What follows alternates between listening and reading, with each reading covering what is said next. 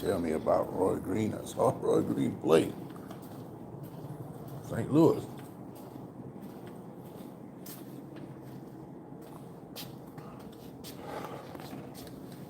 All right.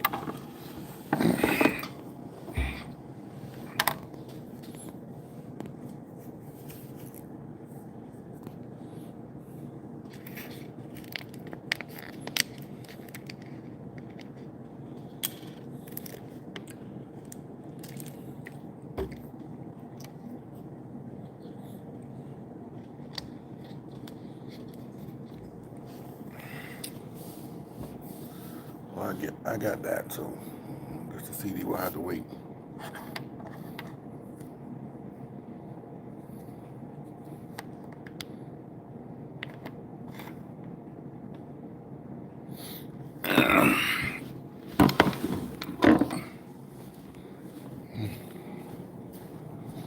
I get my microphone.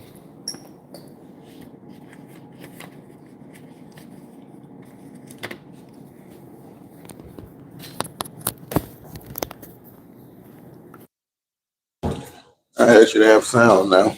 Yeah, we're good. All right. This is Coach Hall with Sports for Real. And interesting day in sports yesterday. Bad day for Philadelphia fans. I kind of predicted it. Those Thursday night games are a recipe for disaster for the better teams. You play against an opponent that has a short week, and they can throw some things at you that you're not quite ready for, and you don't have a full week of preparation, and you just set up for disaster. And if you're a team like Philadelphia who's reeling a little bit, you all notice to be upset. And lo and behold, the Giants showed up and knocked them off.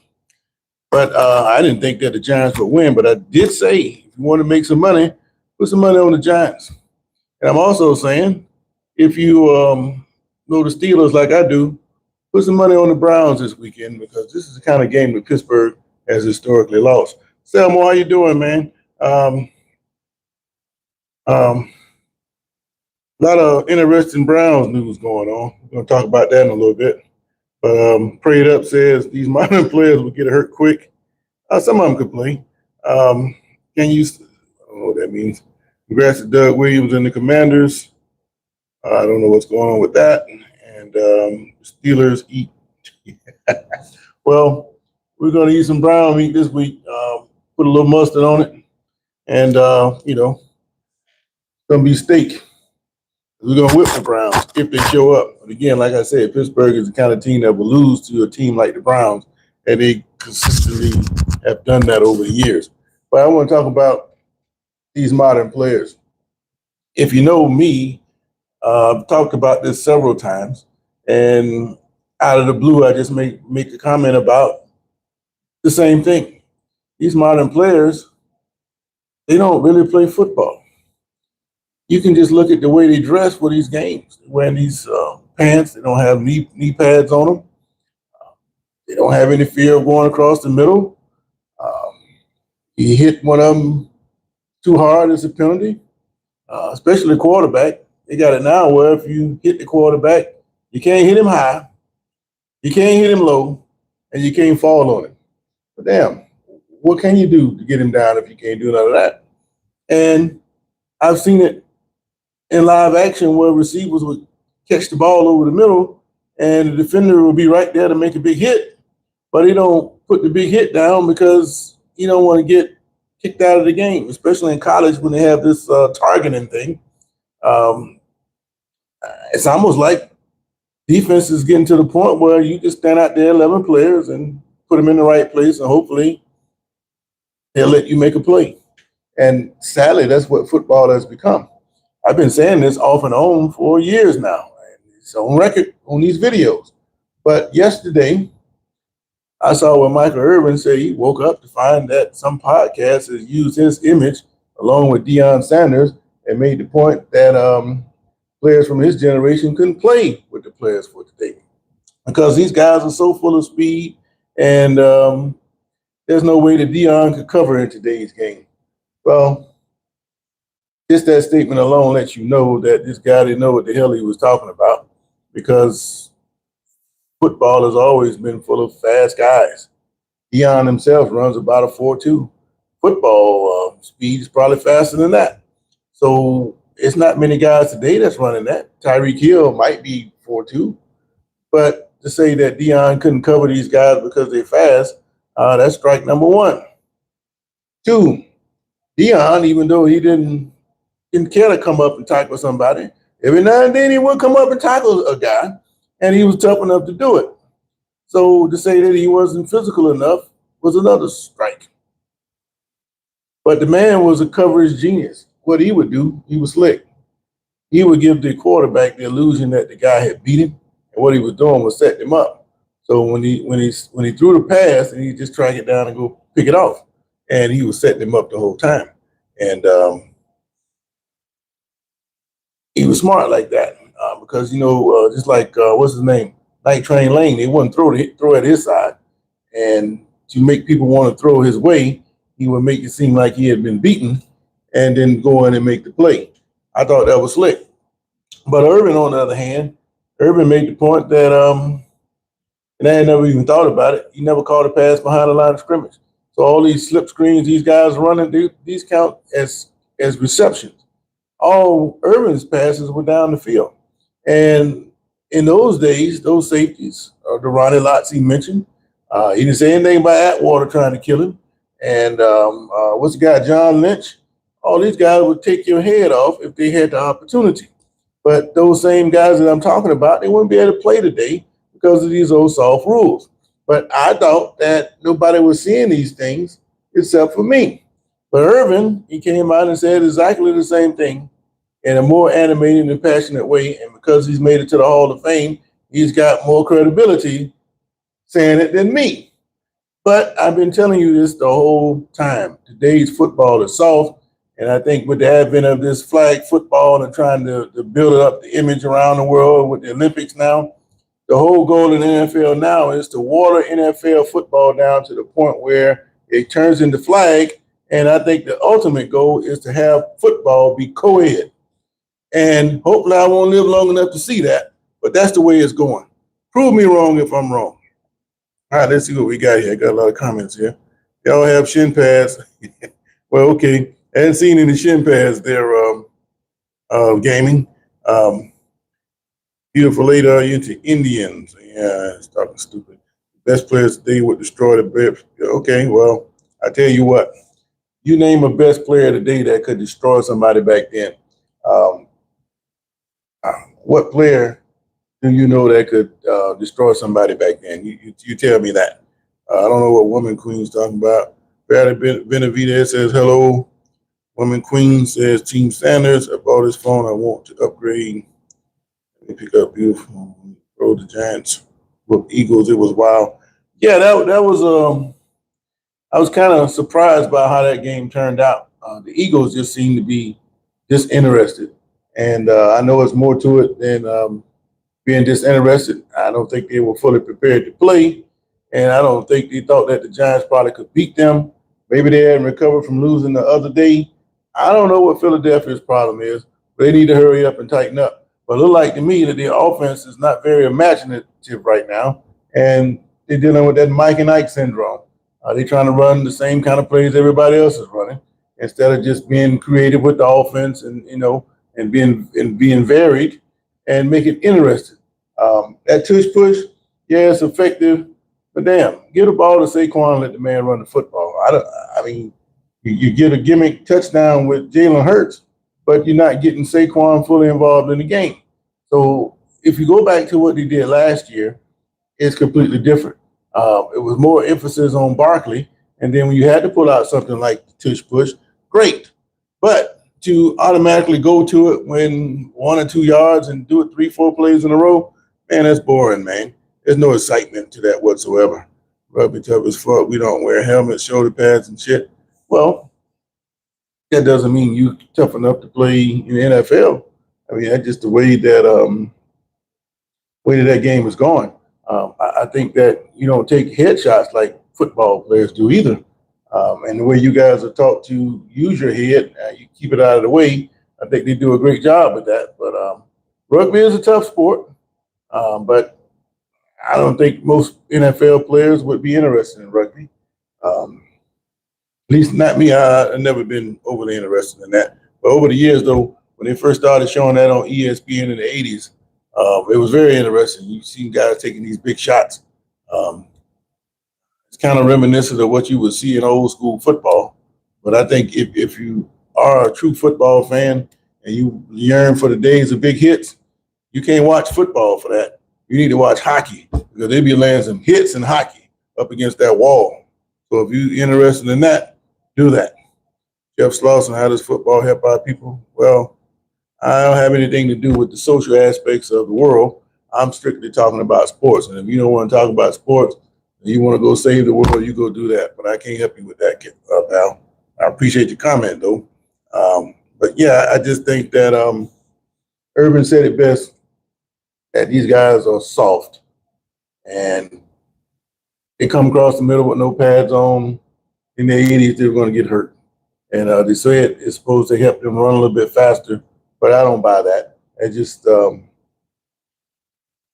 if the other guy take his pads off, he's just as fast as well. And eventually, somebody's going to have some kind of devastating knee. Tyreek Hill, I never saw the play where he got hurt, but he didn't wear those pads either on his knees. So maybe that's one of the reasons why he's all messed up right now. I think that football, they dumb the rules down or water it down so much that, you don't know what's a good football player and what's not. At first, the NFL didn't want to accept the fact that the game called CTE, but the players, even if they knew that the game called CTE, which they do now, that if they knew they could still make millions of dollars playing this game, they still go out there and play. It's just a chance you got to take. And I think what they need to do, they need to draw a line in the sand and say, look here, you're going to play this game, you're subject to make this. We'll still take care of you to a certain extent, but you got to know that you can get messed up playing this game. Sign here if you accept this responsibility.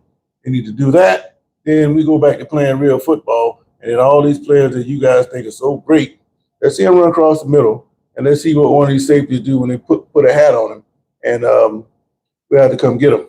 But even now, they get hurt on licks that don't even look like it hurt. You have to come stop the game and come get them. And if that's the case now, what would it be like if you really got hit? And it would be obvious pretty quick who's stepping up to play the game or who's not. All right. Nobody messed up, right? Everybody can play football. Let's have a good game, guys. Well, nobody's trying to get hurt, man. It's just that we want to see somebody get hit. Most people, especially coming up at my age, it was a big thing for somebody to get a big hit. And people that come to the football games come to see people get hit. Even now, every now and then you get a big shot. Jackson Dart took a pretty good shot last night. So it does still happen, but nothing like what you used to see. And like I say, the best football licks now, they don't occur in football, they occur in hockey. Now, going back to Philadelphia, not only did the Eagles lose, but the Phillies, they got beat last night in extra innings. Some guy made a fielder's choice error, and instead of throwing the ball to first base getting out, he throws the ball home and it goes to the backstop. Well, that's the same kind of plays my baseball team make. And when I first got back in high school baseball, I see the mistakes that we were making, and I couldn't believe what I was seeing. But now, when I turn on the TV, I see major leaguers making the same mistakes I made, my team makes. I don't feel so bad about that. So I'm actually excited about the prospects this year because where I had nothing but 9th and 10th graders 2 years ago, now I actually got me a varsity team. And what I need to do is get somebody to get it across the plate. And if I got me 4 or 5 guys that can get it across the plate consistently, we're going to have a pretty successful season around here. I got a little group coming back, and my problem, as bad as everything else has been twofold. Getting it across the plate and having an athletic catcher. Catcher, if you don't catch the ball and the ball keeps going back to the backstop, you're not going to beat anybody. And that's been my problem the last 2 years. So if I hadn't learned anything, I do know this. I got to have an athletic catcher, and I got to have more pitchers get the ball across the plate. So how about this? Somebody tell me if I'm wrong. If you have um, high school and below, would it be wise to, when you go to camp and preseason and all that, to train your pitchers, everybody to learn how to get the ball across the plate? Is that a wise thing, or do you think that's a waste of time? I'm thinking I'm going to have everybody learn pitching technique, and if you get into a jam, you can call it. All right, I had a bad connection. All right, I had a bad connection there. Got a little rain in the area. But my thing was, like I was saying, we had a pitcher that got me got to the last inning, and he couldn't finish. And we ended up blowing a 3-run lead in the bottom of the seventh, and stopped us from advancing through to the playoffs.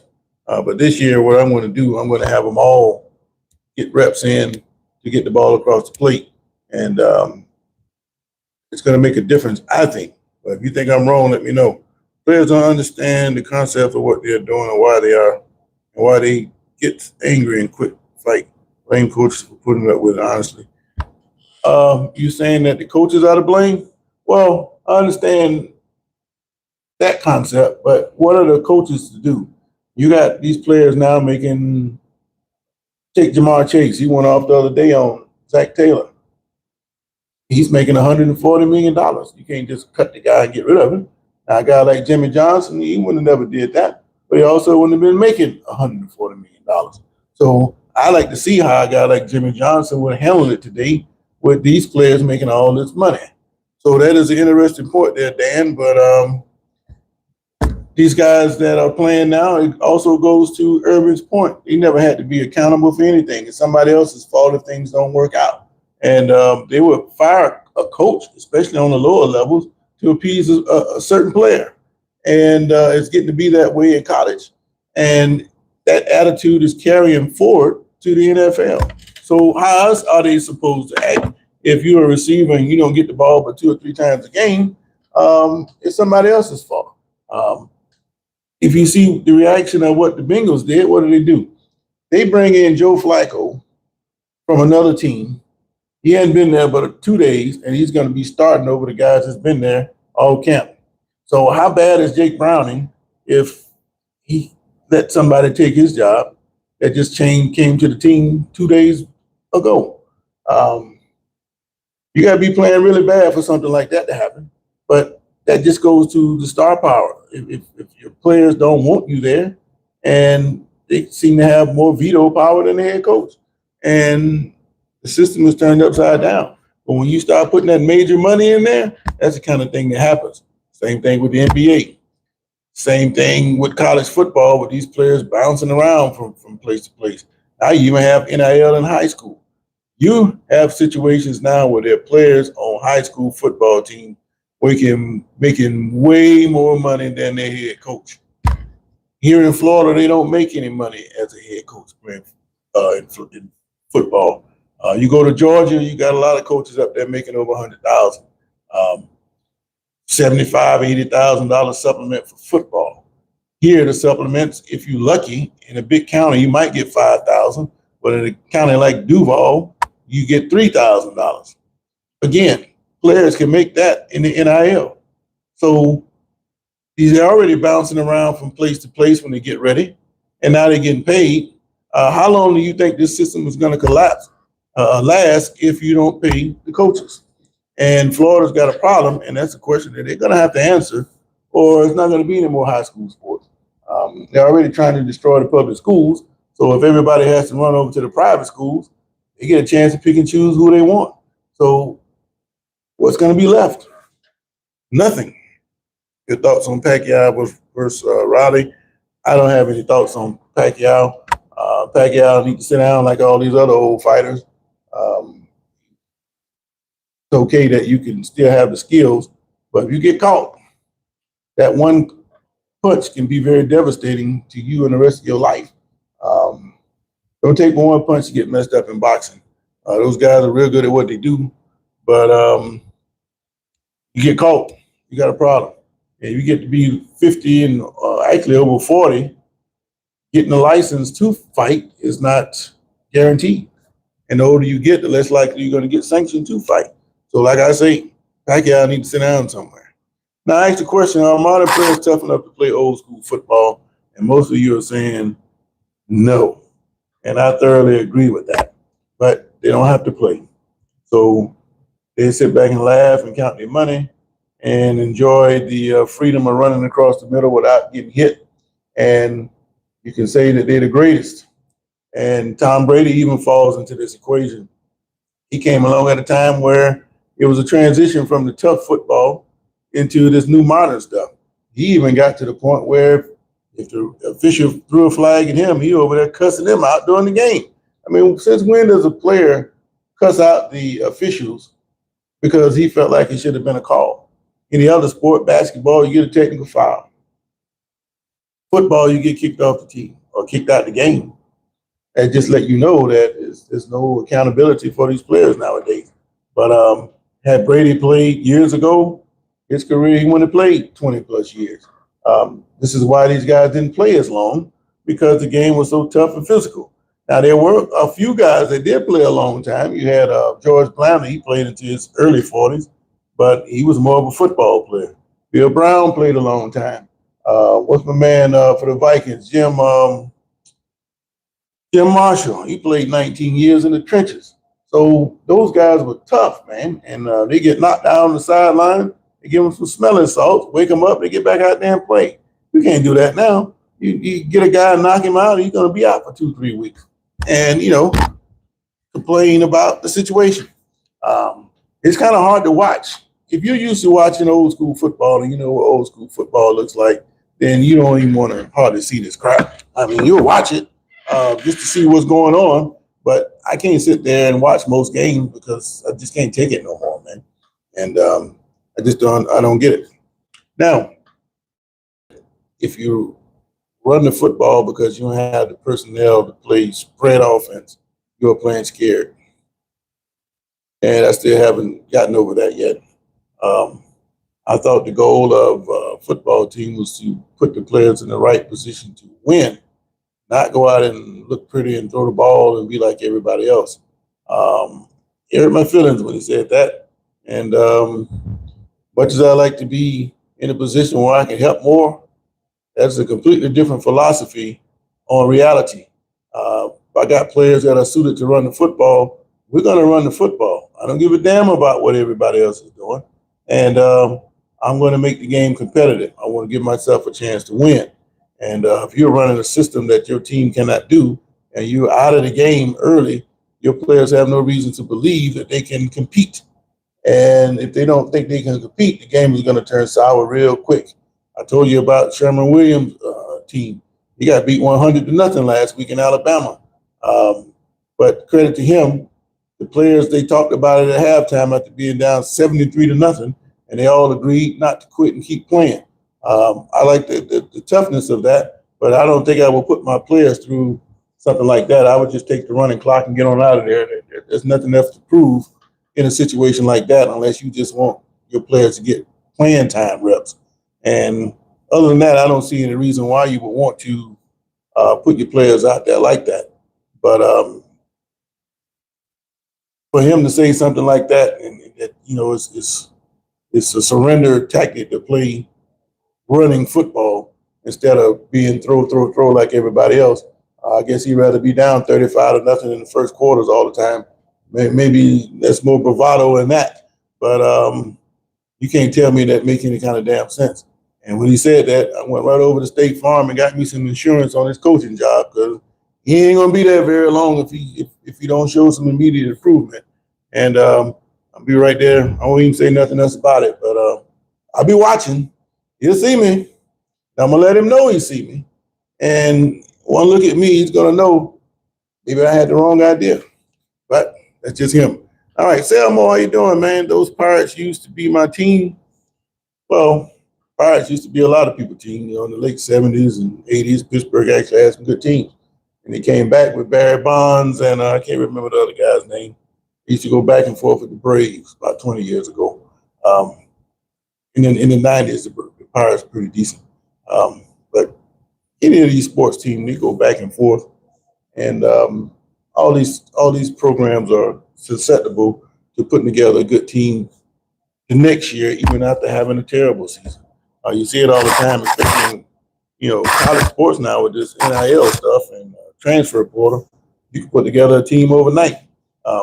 That's why a lot of teams are now recruiting from the transfer portal more so than getting athletes coming out of high school. Now, one last thing, Belichick looked like he's going to be on his way out the door in North Carolina. It's been a circus ever since he's been there. I don't think that the situation with him and that young girl shouldn't ordinarily mean anything, but they're saying that she's got a lot of influence about what's taking place. And then if that's the case, then hell, he need to get on out of there because she shouldn't have anything to say about what's taking place in football. And if that is the case, I'd be greatly disappointed to find out that's the truth. And that is a severe stain on his football reputation because some of the great players he's played and some of the great game plans he's come up with over the years, to have a situation like what's going on now completely ruins all of that. Now, I understand he doesn't have the horses to do what he wants to do in North Carolina, but to have this circus going on with this woman 50 years under him, he's just embarrassing himself. And he needs to fix that or do something or get on out of the way, let his son take over. But I think if they buy him out, that agreement he had that his son was going to be the coach in waiting, he's probably going to be on the way out the door too. So it'll be interesting to see what takes place with North Carolina from now to the end of the season. But you have a lot of people thinking that he won't even make it to this week's game. I don't think that's the case. I think whatever happens is going to happen at the end of the season, and he needs to turn it around. But I don't really fault Belichick to a certain extent. I fault North Carolina. They've had some good coaches over the last 3-4 years, and that knee-jerk reaction to get rid of a coach and go search for another coach that might be better, most of the time they're worse. I think Tar Heels, they should have kept Larry Fedora. The man was a pretty good coach, but for whatever reason, they lost a couple close games there, but they were highly competitive. And they say, well, you're not good enough to coach here. And they got rid of him. And then that just led to one bad coach after another. And you had to bring the old retread, Mac Brown, in. He did all right, but then he started to fall apart. So I think when you get a good coach, you better hold on to him because you don't know when the next one's coming down the pipe. But it'll be interesting to see just what Belichick does the rest of the season. But he should be able to find somebody that can plug up that run defense because he can't stop nobody right now. And to get run off by Clemson, who's not playing great football, that should tell you something. Just like this guy, well, I don't want to get into that. But if you're a bad football team and you get beat by 30 points by another bad football team, then you need to look at yourself and maybe you might want to find something else to do because that team you got, you need to put them on the shelf and do something. But anyway, then the horn just went off. I got to go sign in, got to go to work. Rainy Friday down here in Florida, but that's okay. We're used to it. Got some good football games coming up this weekend. Looking forward to that. But I just want to come on and make a comment about what Irvin was saying about these modern players and defending his reputation. I'm glad he did that, but at the same time, I think he probably should have held back on that a lot. There's no reason to even defend such nonsense like that. And using the language that he did and his animation, it's a good thing that guy wasn't anywhere close because he would have had to show Irvin something after making comments like that. And I just hope Irvin calms down from that and maybe issues an apology for getting out of shape like that. But other than that, I think he was 100% correct. And these people on this podcast, you might say anything. No, I'm not an NFL player. I don't have the reputation. But I tell you what, you fact check me and cross me with anybody, and I stand up next to any of them. Why? Not because I didn't play in the NFL, it's because I've been watching this shit for over 40 years. So these games, they all have certain characters to them. You can pretty much tell what kind of games they're going to be, how things are going to work out. Nothing really changes, only the players. Time change, the players don't, situations don't. Only thing, football needs to go back like it used to be. And that'll be my last word on that. So again, most of you guys think that modern players can't play today. and I agree with that. Some of them can, but for the most part, they're just too soft. They don't even wear pads nowadays. And if they came out there like that in the 80s with no pads, the first thing somebody was going to do is put a helmet right on an exposed kneecap, and they're going to be out of the game. Because believe it or not, there were bounties on players. And if you came out there and you're doing great, they're going to try to hurt you. Depending on who you were playing, they will try to take you out. And that's just the way it is. But these modern players, yeah, they're getting all these stats and they're playing more games and it looks like they're the greatest of all time. But they ain't nowhere close to being the greatest of all time. They just got flag football rules where they can run through the open field and the secondary and don't have to worry about getting killed. Which is why I say, and my last point is this, NFL is trying to water the game of football down to where it becomes flag football, and they're going to make it co-ed. Mark my word, hopefully I won't live to see that, but that's just the way it's going. If not, football is going to die altogether, and that's going to be a sad day or a sad commentary on the state of sports. So wherever you are in the world, you have a great day, unless there's some breaking news. I catch you guys in the morning right before kickoff. Another interesting weekend of football. Looking forward to it. So until then, you guys have a great day.